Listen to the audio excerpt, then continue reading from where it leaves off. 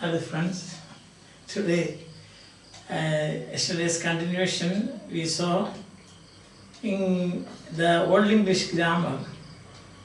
It is one peculiarity of Old English grammar is that nouns, adjectives and definite articles and personal pronouns were inflected. Now you saw what is inflection. We took the example of Stan. We saw that Stan has two numbers, singular and plural, and it has got four cases. Case means it indicates the function of the noun. If the noun functions are the subject of a sentence, we say it is in the nominative case. If it shows possession, we say it is in the genitive case. For example, if I say my, that is genitive case, because it shows possession. I, that is nominative case, because it shows or it functions as the subject. Me, that is accusative case, because it functions as object. And then to me, that is dative case, because it functions as an indirect object. Like that you have got that is about the personal pronouns. That is, I just gave you to make you understand things. That this inflection, this system of inflection, it continues even today in modern English. And we saw that this Stan. Stan means this is the nominative case, but when the moment we say Stanus, it means off the stone. Look at that. Off the stone. Modern English, what do you say? How do you describe this relationship? Is a like in Old English, just one word will do. Stanus. But modern English we have off the stone. See, this is the difference. Simple difference, you can see. So in Old English, the relationship of words in a sentence, that is indicated by means of inflection. So this much is missing in Old English. This, for example, we will say only, in Old English we will say only stone, but just a form, stanus. Modern English, instead of this inflection, you use preposition of the. Preposition and the definite article. See the difference. So in one Old English, relationship is explained by or indicated by forms of the nouns. But in modern English, it is by means of preposition.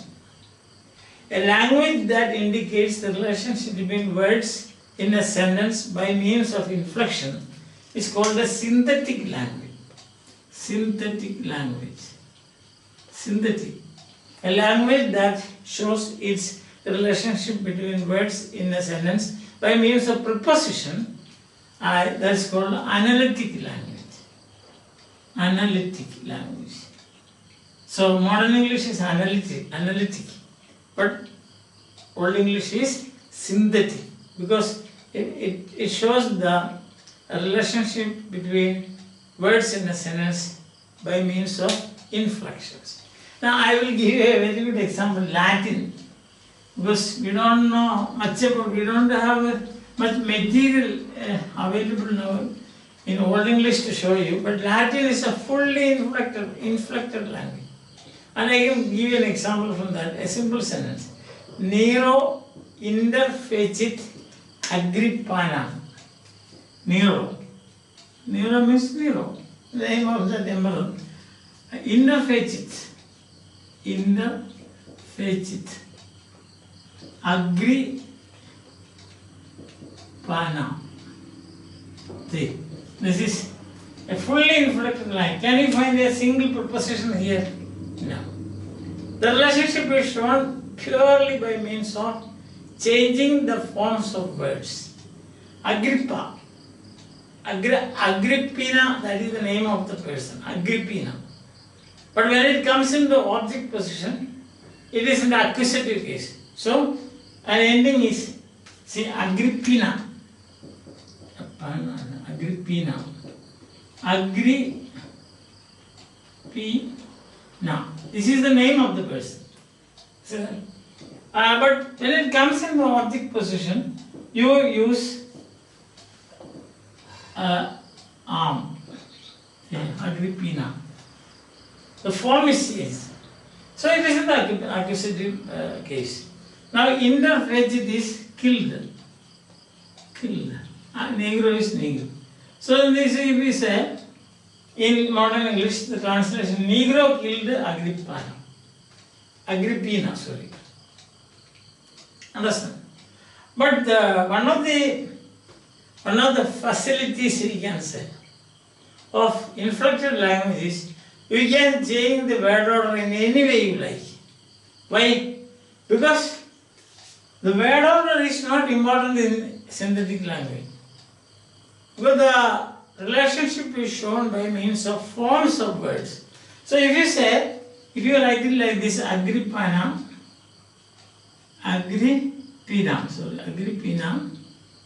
Nero, interfacit. Interfacit. Perfectly alright. But you cannot change the English sentence like this. Killed Nero Agrippina. You cannot say. Or you cannot say Agrippina Nero killed. You cannot say. In English, if you translate it, it will be like this. Agrippina Nero killed. So this is not accepted in English. But in an inflected language, it is accepted, right? Because inflected languages, they show there, or synthetic languages, inflected language or synthetic language, they show the relationship between words in a sentence by means of inflections. Changing. So wherever you put this, Agrippina, that means it is in the accusative case. And wherever you put Nero, that is the nominative case. And wherever you put this interfacit, that is past form. So, or you can say interfacit Agrippina Nero. Still, it's alright. The Latin, those who know Latin will easily understand. Understand that? Amo Deim. Deim Amo. It's a very simple example is this. Yes, that is, I think, if it is Agrippa, etc., is difficult for you, here is another very simple sentence for you. A Latin. Because you can connect it with English also. See, Amo Deim. Deim. Now this means I love God. Deum, Deus is the nominative, Deus. So Deum means it is understood that it is in the accusative case. It is the object of a verb. So if I say Deum amo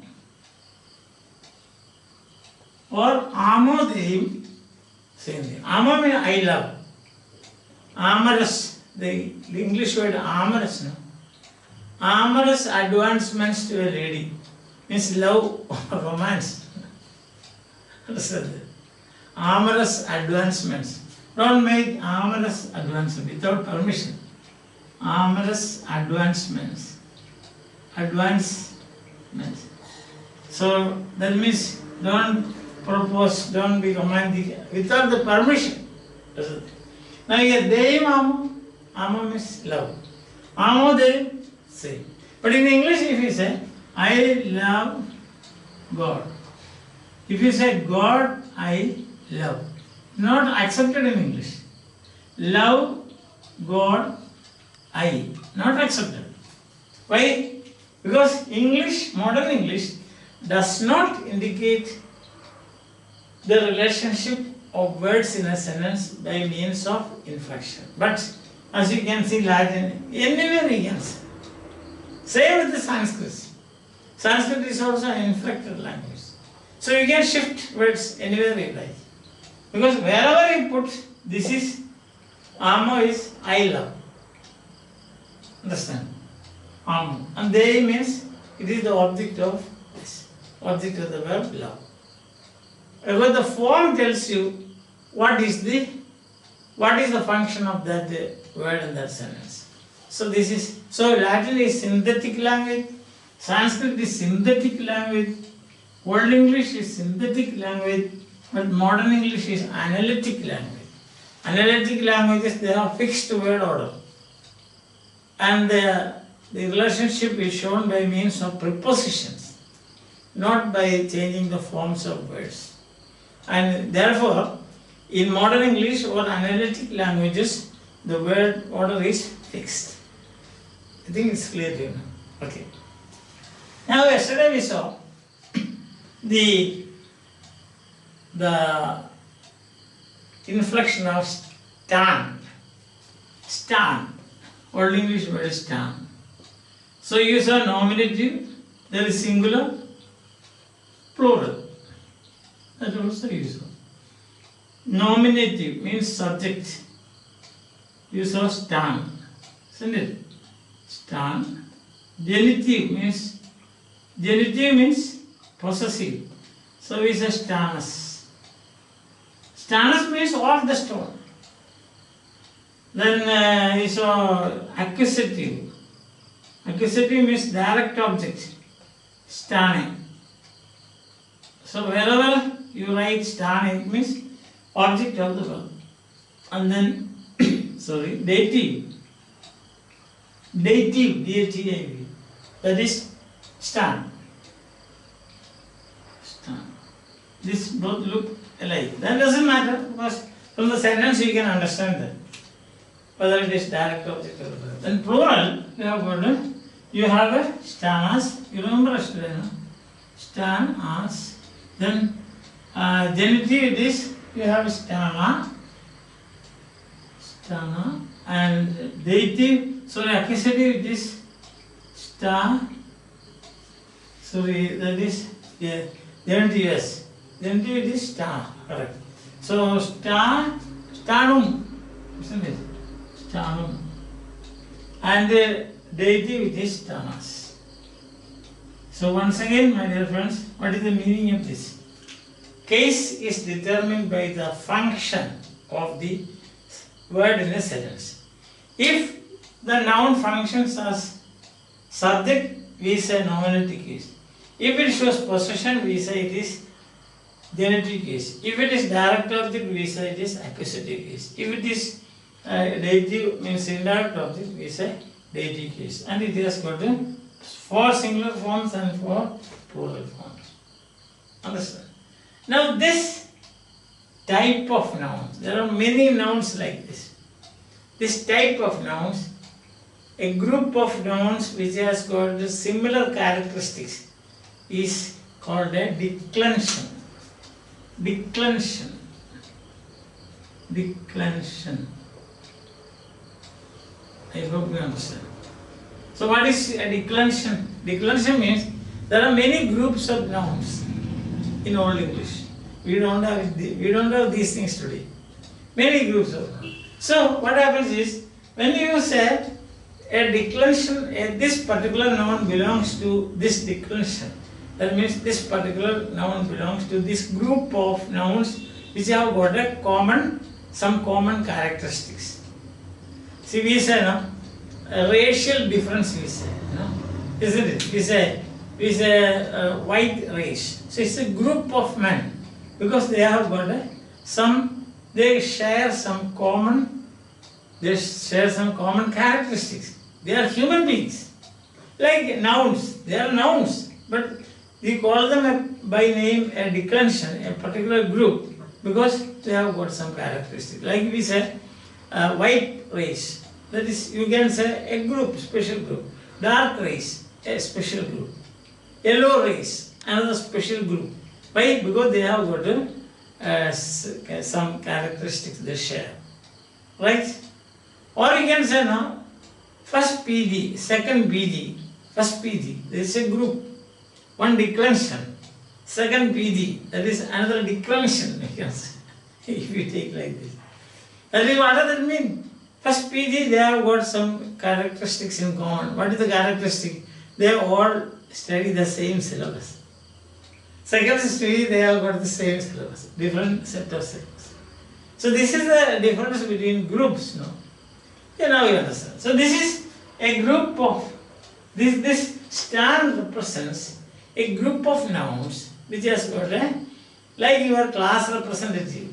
So stan is a representative of this group of nouns. A group of nouns together we call a declension. So what is a declension? Means a group of nouns. Because I will show you another group of nouns which is different inflections. Understand? Same. Okay, is that all right? Clear? Very good? Very good. So nouns have declensions with this. First declension, second declension. Now this stan, nouns like stan is called strong declension. Strong declension. Why? Because the root of that noun ends in a vowel, a. In the Germanic, sta, sta-ness, stan, like that. So the vowel, it's a vowel ending. Now I will show you another group of nouns ending in consonants. Understand? You have got hunda. Hunda. Hunda means handle. Hunda. See, in this case what happens? Sorry. Hund. Hunda. That is the ending. So you have got a nominative. Just like you have got hunda, singular. Hunda. Hund is the noun. So it ends in consonant. Understand? Then you have add. Therefore, nouns ending in consonants, they are called weak declension. Weak declension. Stan is a strong declension because sta. And then in the Germanic, not in Old English, sta. Therefore, it is strong. This noun belongs to strong declension. But this belongs to weak declension because it ends the consonants of hunda. Then hundan. Hundan. What is hundan? You know what is hundan? What is it? That is genitive. Genitive. Of the handle. Hundan means of the handle. Then again same hundan. That is accusative. Sometimes it happens that the genitive, accusative, dative are the same. But still, according to function, you can see that. And further again, you have got dative is also the same. Dative is also hundan. Hundan. This is singular. And then plural you have a hundan. Plural. Nominative. And then you will ask me, sir, how will you understand this? First of all, you see, you will never get a chance to read and analyze Old English. So don't worry about it. But being students of English language and literature, we should know the history of the English language, which is a very thrilling subject, very adventurous also, very challenging also. And then you should know that once upon a time, the great grandfathers and grandmothers of who spoke English, they spoke Old English and they made such distinctions. It is historically interesting. Why do you go and excavate Mohenjo-daro, Harappa, then Egypt, you find out certain things, you go and excavate. There is a large number of people around the world going around excavating and finding out inscriptions and all those things. Why? Is it because they are going to use the inscriptions? No. It is because they are curious how our forefathers used to do all these things. And that's what we are also doing. Understand? So our interest is academic interest. Not that tomorrow morning you get up and say, Hundan, Hundum, Hundan. That's not required. Okay, I hope you understand. So Hundan, nominative plural. Hundena, genitive plural. Hundena, genitive plural. But that means what? Of the hundreds as a meaning. Today we use the preposition. Hundum. Hundum. that is accusative plural. And then hundan. Hundan. You have a dative plural. So this is weak declension. See, I just wanted to tell you one thing. Just as we have different types of people in the world, groups of people in the world, each category sharing some characteristic, common characteristics, you call them by this way, race, that race, this race, that's race. So exactly like that, there are, if you go through the history, books and so on, you will find nouns, groups of nouns, they share certain characteristics. These groups of nouns, you call them declension, not groups of nouns. Just as groups of people you call race, white race, black race, yellow race, dark race, then wheat colored race, like that. Are there any wheat colored races? So that's all. Because these are names and these are terms used in Old English grammar. I hope now it is clear to you.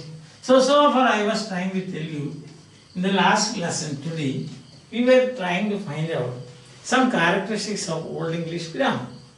As a whole we saw, Old English is, one point is synthetic, while modern English is analytic.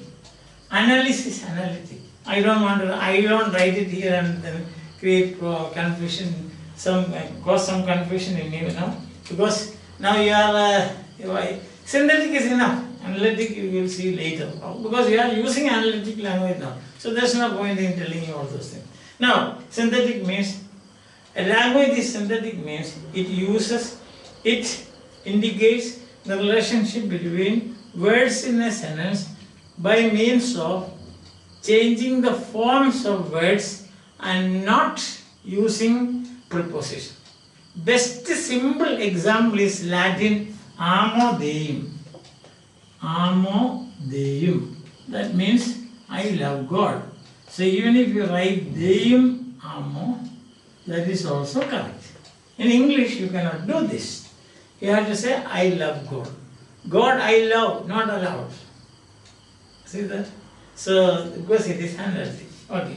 Second point I told you is, Old English nouns were inflected. Inflected means changing the ending, as we have seen.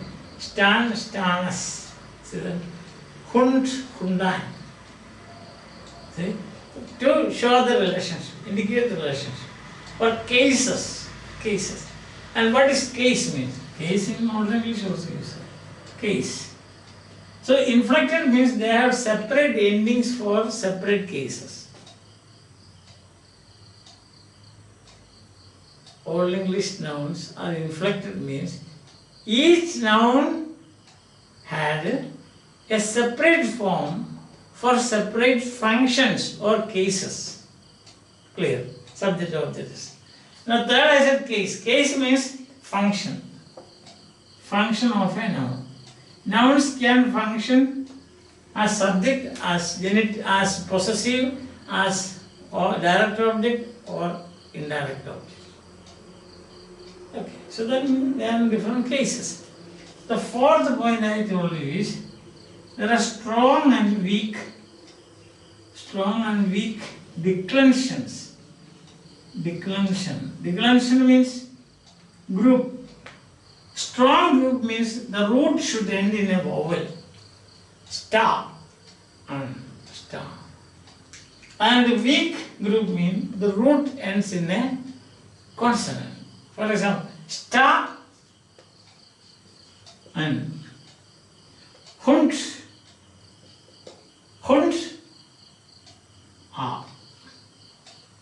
See that? Here it is vowel, so it is strong declension. Here it is consonant, so it is weak distinction. Declension. Alright. Is that alright? So this is all what and you can give examples of. If you go through A.C. Bhava, I told you, he is an authority, one of the authorities. He has very plainly said in his book, it is practically impossible to give examples for all the case endings of the nouns belonging to all declensions. Because for one thing, we don't know how many distinct declensions were there. We know about a few, 1 or 2, 3 or 4. See, as a sample I told you, one is strong and one is weak. Strong means that ends in a vowel, and weak means that ends in a consonant. See, so this is what you should know about Old English grammar. Noun. Now you have adjective. Adjectives. You have got nouns. You have numbers, singular, plural. And you come to adjective. We will see adjectives tomorrow. Then we will also see the inflection of the definite article. About the inflection of personal pronouns, I need not tell you anything, because that system of inflection which we had in Old English is almost kept intact in modern English, because the word I has different forms in different cases for different functions. My book hit me, gave to me I. And I think now it's very, very, very clear. Have you got any doubt regarding? So okay. So tomorrow we will see. You got an idea. Now it depends whether you try to remember this example. So depends on your interest. It's better to at least try to learn 1 or 2 examples. I think that will be better. Understand? It's very interesting now. It is really interesting. You just go through this and then you will understand this. Because when we come to government and binding theory in modern linguistics, this idea of case comes. The case system that you will see government, GB theory, the latest one. There is a theory called GB theory. You have got the transformational grammar. You remember traditional grammar? Then IC analysis. I have taken classes on all this. IC analysis, PSG, phrase structure grammar, and then TGG, transformational generative grammar. So I have taken, I think, about 15 or 20 lectures on traditional grammar, then IC analysis, immediate constituent analysis, and then you have phrase structure grammar and transformational generative grammar, and then comes in GB theory. For when you come to GB theory, you will see that the importance of case, etc. Those interested can go through my classes on grammar, videos on grammar. That is these topics I have told you. I think that in all universities you have to study this, and it will be help to you. So, as I always say, you subscribe for free so that you get updates of my videos. Useful. Understand that?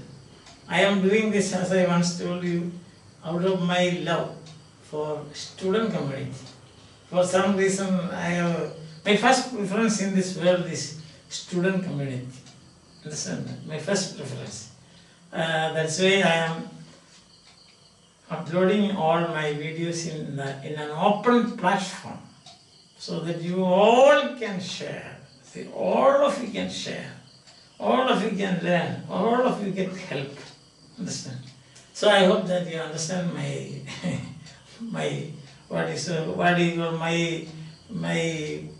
motive or my objective. Yes. My objective is just to help you. Nothing more. So subscribe as early as possible. So I will be again giving lectures now. Next one, literary criticism. I think you know Aristotle, Horace, Longinus, and sorry, the cap has gone. Longinus and Sir Philip Sidney over, and again theory of imagination, my Coleridge's theory of imagination, and preface to lyrical ballads by Wordsworth I have analyzed and given lectures, and also T.S. Eliot's tradition and individual talent, and those of you who are interested can go through that and try to get benefit out of this. Okay, so we meet again tomorrow with some more characteristics of Old English, and then we will share more of these things. You should also share your problems, difficulties, your words of praise or your words of blame with me. Okay, so have a nice time. Enjoy your time.